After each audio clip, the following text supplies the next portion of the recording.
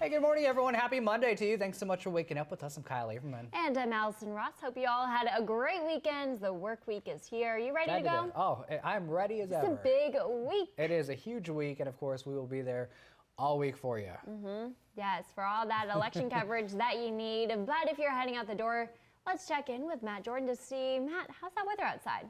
Yeah, we've got really exciting news going on this week, especially with elections and everything. And the weather on the other end of things has really just kind of calmed down. We have the slightest chance of showers, mainly off to the north of us, but some areas like North Bend and Roseburg could see a little bit of patchy drizzle here or there. What we're also seeing is some rather cold temperatures to start out. And that's all because we've got a very stable pattern of weather overhead, and that's bringing some clearing skies east of the Cascades and in parts of Northern California. That's why you have 26 degrees in Montague right now, because there's no clouds to keep the heat in. You are seeing cloud cover in areas like Medford, though, so a little bit warmer there. 19 degrees in Klamath Falls right now. And now one of the main concerns is something called freezing fog. It's fog that freezes. It's right in the name, and it can bring to some rather slick conditions. Also cause a little bit of trouble when it just comes to driving around out there. You can see plenty of dense freezing fog for areas like Lakeview, like Alturas, Montague, and Wairika dealing with that, as well as Klamath Falls right now. So I do want you to be aware of that. Give yourself a little extra time traveling early this morning.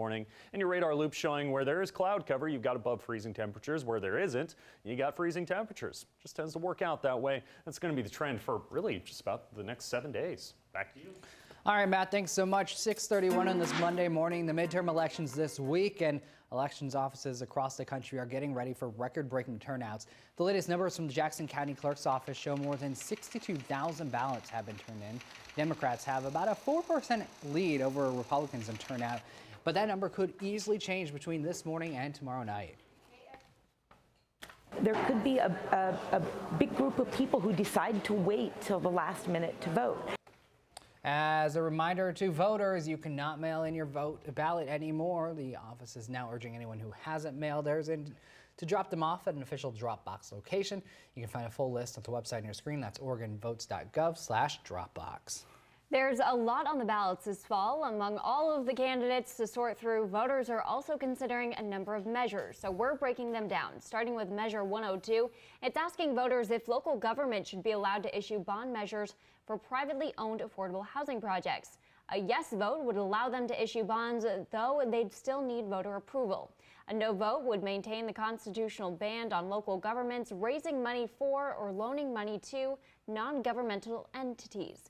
If passed, taxpayers would be responsible for footing the bill for any such housing bonds. Now to Measure 103, which is known to many as the grocery tax measure. Oregon currently does not have a grocery store tax, and this measure is aimed to make sure it stays that way. A yes vote would prevent any local government from implementing a sales tax on grocery items like raw or processed foods or beverages.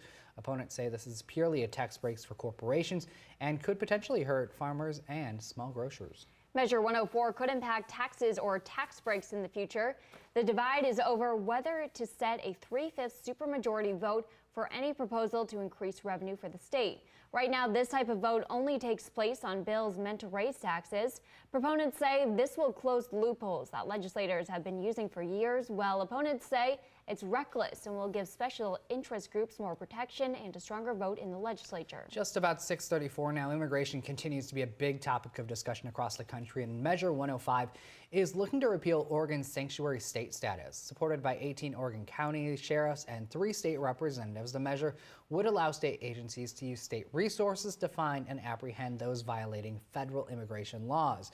Opponents of this measure are worried that this might open the door to radical profiling and scaring immigrants from reporting any crimes. The No Vote Coalition also said that taxpayers would end up paying local law enforcement to do the job of a federal agency.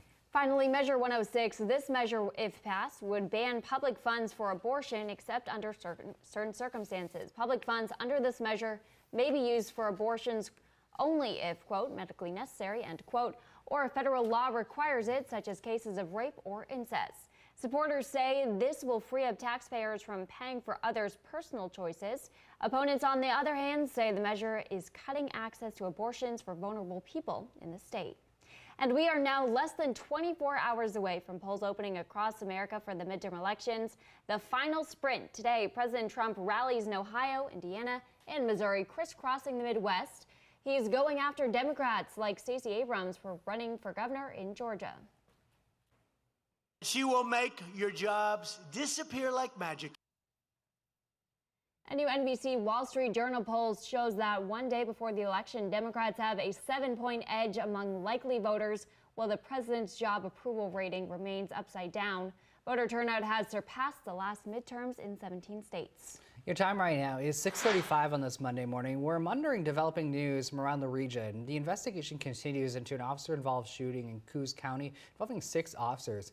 According to the Oregonian, 65-year-old Robert Foster called police on Saturday afternoon and threatened to set off an explosion. Well, he reportedly told officers to, quote, "come and kill me," end quote.